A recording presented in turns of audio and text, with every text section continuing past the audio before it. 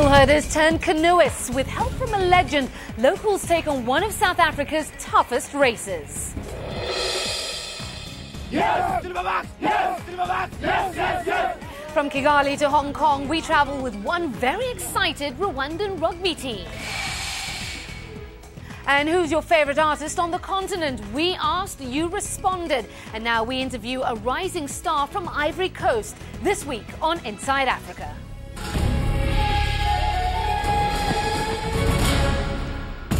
Hello and welcome to Inside Africa. I'm Aisha Sasay. An hour's drive from Durban is an ancient valley lush with vegetation but rife with poverty.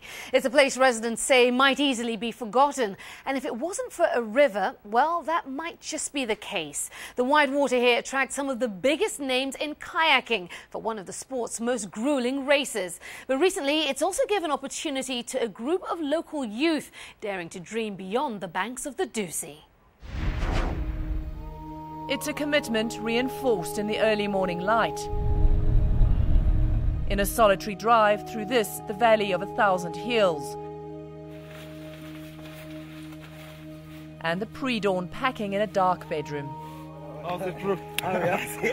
It's two friends meeting up for the long walk to practice, and their coach ready and waiting by the water. This is the world of competitive adventure racing. But this is no ordinary team. We like the change your life, guys, and we are being seen as the people who've improved a lot.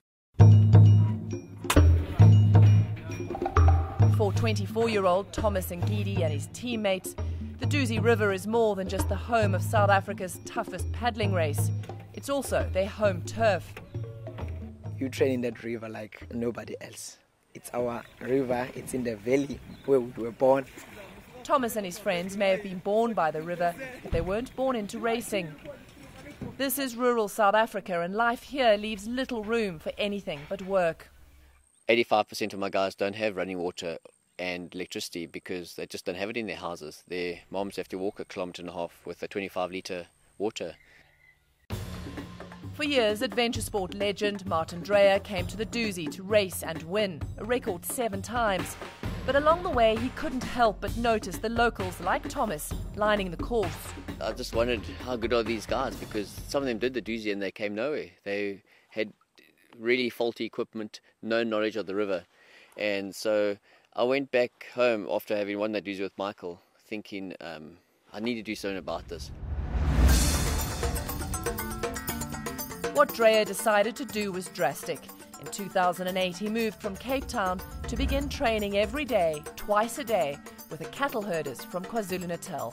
He trains with us, give us the tricks.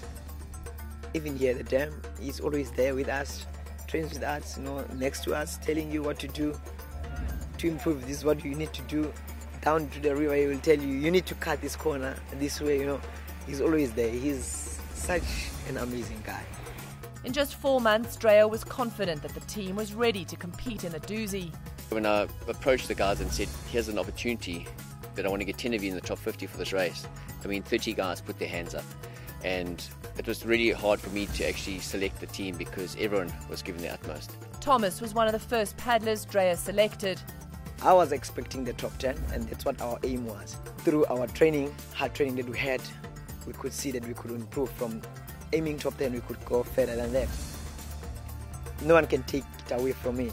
I've came that, and then that's it. It's just amazing, especially for black guys as a crew. We were the first black, team to be in the podium. So from a 4-kilometre radius of Nagle Dam, we managed to get the 10 guys in the top 50 of last year's Dusi, and 7 of them came in the top 20. And out of that, 2 were in the top 10. 2 in the top 10, that's gold medal status. Those guys are pretty much professional athletes. So it's crazy to think what kind of talent there is lying in this remote area. The results gave Dreyer the answer he was looking for. The cattle herders could race. I never meant to do this Change Life Academy more than the 4 months for the first Dusi attempt. But it's just had such good results, and it gives me such an emotional fulfillment that I can't help myself but get more involved. His involvement now extends well beyond the sport. Early on, Dreyer noticed that families had trouble buying into his program. These guys weren't doing their household chores. A lot of them should be looking after cattle or doing stuff around the house. But they're training, they're tired, they expect to get fed, their clothes washed, and they go back to training. And I thought, well, we've got to change that. With the results on the water, Drea was able to get more sponsorship money to use off the water. Take one of yours. Now, once a week, each athlete returns home from practice with bags of food, enough to feed his entire family. It really drives itself because these guys get motivation from the family now. The mothers kick them out the house. Don't stop training because we need this food. And so it works quite nicely. It's had a snowballing effect. For Thomas, the effects of placing in the doozy are way beyond what he expected. I think the sport totally, complicated things, in a good way, I would say, because I'm seeing myself, getting to another level of life. And with help from Drea, he's also going back to school. One day I want to be like Martin Dreyer. He's our role model, in fact, So I said, for me, it won't be a big problem to go back to school. I'm in university now.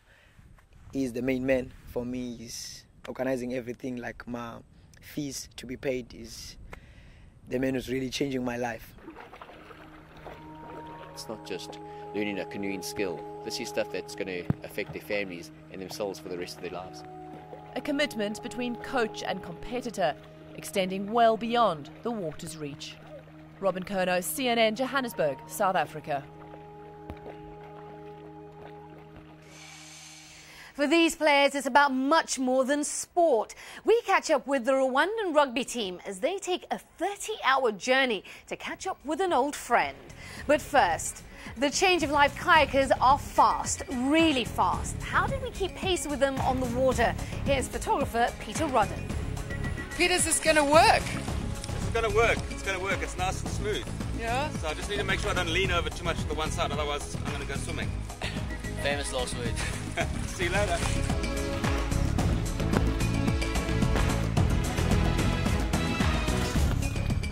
Where did you go? You disappeared. I got lost.